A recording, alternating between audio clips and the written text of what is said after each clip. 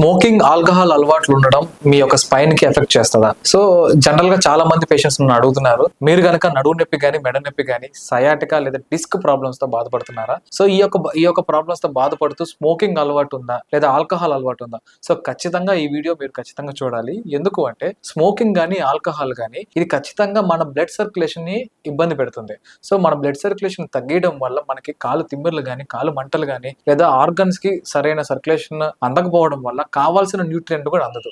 So దీని వల్ల ఈ బ్యాక్ పెయిన్ గానీ, సయాటికా గానీ ఇంకా ఎక్కువయ్యే అవకాశం ఉంటది. సో డీజనరేషన్ చేంజెస్ కూడా స్టార్ట్ అవుతూ ఉంటాయండి. సో మీరు గనక ఈ అలవాటు ఉంటే మాత్రం ఖచ్చితంగా మానేయాలి. మానేయకపోతే మనకి చాలా ప్రాబ్లమ్స్ వస్తాయండి. మీకు నేను డైరెక్ట్ ప్రాబ్లం చెప్పట్లేదు. నేను ఇవన్నీ డైరెక్ట్ ప్రాబ్లమ్స్ మీకు తెలుసు. లంగ్ రిలేటెడ్ గా కానీ, లేదంటే మన లివర్ రిలేటెడ్ కానీ చాలా ప్రాబ్లమ్స్ వస్తాయి. అవి కాకుండా స్పైన్ ను కూడా చాలా ఎఫెక్ట్ అయితే చేస్తూ ఉంటుందండి. సో నా సజెషన్ అయితే మీకు గనక ఈ యొక్క ప్రాబ్లమ్స్ అంటే నడువు నొప్పి కానీ, డిస్క్ ప్రాబ్లమ్స్ తో బాధపడుతున్నట్లయితే ఈ యొక్క స్మోకింగ్ అలవాటు, ఆల్కహాల్ అలవాటు కంప్లీట్ గా తగ్గించేయండి. మీరు ఎంత ఖర్చు పెట్టుకుని ఎంత ట్రీట్మెంట్ చేసుకున్నా ఈ చిన్న పొరపాటు చేయడం వల్ల అవి మళ్ళీ మళ్ళీ రిపీట్ అయ్యే అవకాశం ఉంటుంది. సో బెటర్ ఒక డాక్టర్ ని కన్సల్ట్ అయ్యి, లేదంటే రిహాబిలిటేషన్ సెంటర్స్ కి వెళ్ళి మీరు ఈ యొక్క అలవాట్లు మానేయడానికి ట్రై చేయండి. Thank you.